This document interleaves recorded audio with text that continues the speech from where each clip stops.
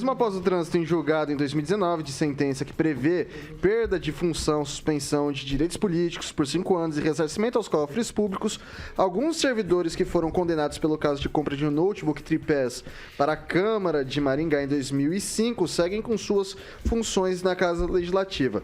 A Câmara de Maringá argumenta que só foi oficiada em relação ao cumprimento de sentença no dia 10 de março.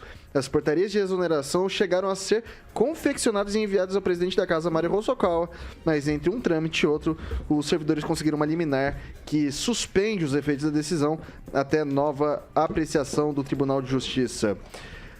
A desembargadora Astrid Maranhão de Carvalho Rutz concedeu a liminar em favor dos servidores que foram condenados. A defesa pediu o agravo de instrumento interposto por alguns servidores. Eu vou ler aqui rapidamente a nota na íntegra da Câmara de Maringá, porque eu acho que é importante a gente fazer esse esclarecimento, tá? Só um instante que eu estou procurando aqui a notinha e cá está ela. A Câmara Municipal de Maringá diz que cumpriu todas as determinações da Justiça dentro dos prazos legais estipulados. A intimação da determinação judicial foi recebida no final da tarde do último dia 9 e no dia 10 teve início uma sequência de trâmites internos para a confecção da portaria de exoneração determinada pelo presidente da Casa. Mas antes de serem assinadas e publicadas no dia 16, saiu uma liminar que segurou a decisão. Não houve atraso nenhum por parte da Câmara, foram 4 dias úteis de trâmites internos, todos nos prazos normais. Daí eu vou jogar agora primeiro pro advogado, né, pro Paulo Vidigal. Ah, eu sabia. Eu tava esperando. Ossos do ofício, meu velho. É o seguinte, essa decisão, né, essa questão...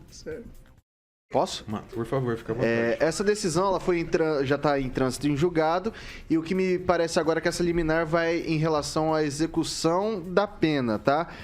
Houve o trânsito em julgado em 2019, mas a Câmara só foi oficiada agora em 2022.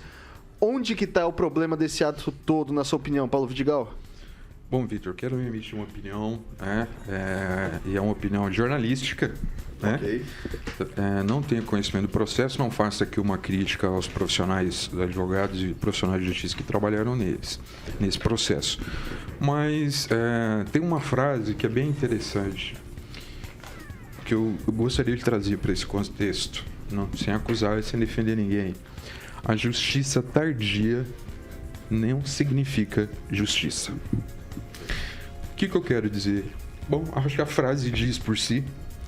Da mesma forma que a justiça tardia não significa justiça, muitas vezes a justiça antecipada com o julgamento público, e até com o linchamento de pessoas, nós sabemos que isso já aconteceu no nosso país, tirando a vida de pessoas inocentes, a justiça antecipada, muito rápida, ela também não significa justiça. Temos muitas críticas ao Poder Judiciário. Eu pessoalmente tenho muitas, né? Acredito que o Poder Judiciário, a Justiça como um todo, assim como os outros poderes, de certa forma, se você for olhar para um olhar mais crítico do direito, você pensa que a Justiça e o direito estão aí para manter a sociedade desigual do jeito que ela está, e não para manter o conflito, resolver os conflitos. Mas eu acho que essa frase, eu acho que talvez eu resumiria essa questão. A justiça tardia nem sempre significa justiça. Bom, para retomar um pouco sobre esse caso, o Rigon apurou isso daí lá em 2005, eu acho, nessa questão da compra dos notebooks, que culminou nisso tudo, e a gente tem o privilégio de ouvir como que foi um pouco dessa história, né? Traz pra gente um pouco dessa história, Rigon. É verdade. A história contando a história, vai lá. É interessante. Eu fiz a publicação dos laptops, a imprensa aí depois foi atrás. Aí descobriu-se que não existiam os laptops, né? Eles foram licitados, se não me engano, em fevereiro daquele ano, mas só foram entregues no final do ano. E aí, teve que montar-se um teatro, uma farsa, uma coisa danada. Lá na frente, depois a Câmara está com um processo em mim para poder se vingar. Perderam. Bem, para resumir, foi um escândalo, talvez de todos que a Câmara já viveu, por exemplo, do 13º salário que o tribunal fez devolver, da verba de gabinete que o tribunal fez devolver, tem gente pagando até hoje, devolvendo até hoje, A devolução do caso Paulic, gente que recebeu dinheiro da prefeitura disfarçado de empréstimo e não devolveu, até hoje não devolveu. Nepotismo. Nepotismo, caso do nepotismo que está para sair a sentença. De novo, quer dizer, já foram condenados, mas esse é o que o Paulo falou. A justiça, ela é lebre quando ela quer e a tartaruga quando ela quer. Depende de quem está lá em cima, depende da conversa no pé da orelha, depende dos ministros, né? A coisa complicada. Uma vez um rapaz que era parente de um desembargador falou assim: Ângelo, você não acha que desembargador e ministro não se venda? Porque se o juiz vende, e ele falou: eu comprei juiz. Então, se eu compro juiz, eu posso comprar um desembargador. O que varia é o preço. Então, não estou dizendo que é o caso, só estou dando depoimento de uma pessoa que, inclusive, tem parentesco com o juiz, ex-juiz, por sinal. Mas é absurdo que esse volume de escândalos não sirva para fazer o pessoal aprender. Porque a atual diretoria da Câmara, a atual mesa, teria que ter o dever de fazer cumprir a lei. É caso transitado em julgado. Teve gente, só para encerrar, o caso de um deles, que foi aposentado dia 1º de outubro de 2020, com proventos integrais de 7.400.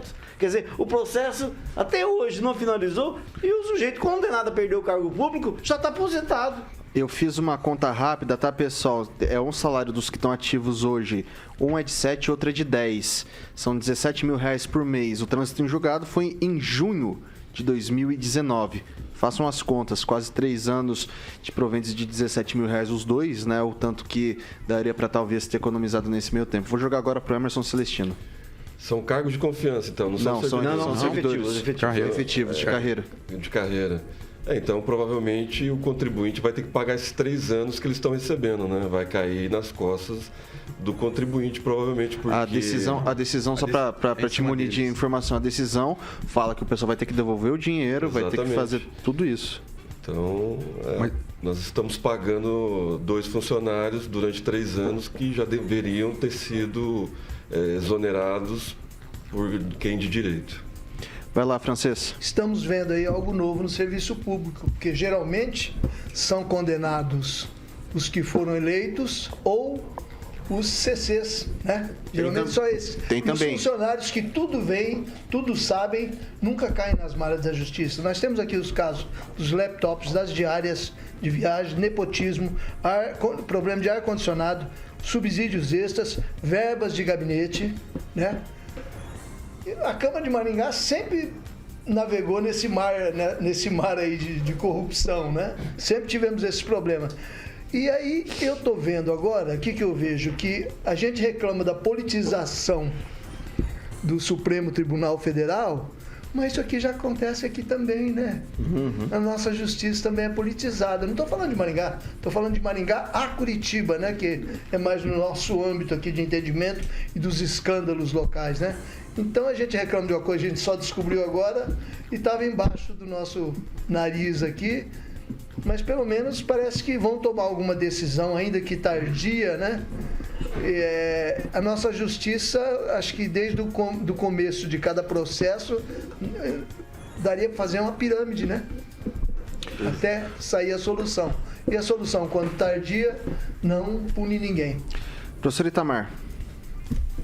Roberto Campos dizia que a justiça que tarda, ela é uma justiça que falha, né? Muito embora algumas pessoas tenham um certo tratamento diferenciado ao chamado poder judiciário, é importante entender que pessoas boas e pessoas más existem em todas as profissões. Existem médicos ruins, médicos mau caráter, né? Tinha um, inclusive, que puxou, acho que uma pena de 20 anos de prisão no Brasil, que era um cirurgião plástico muito famoso.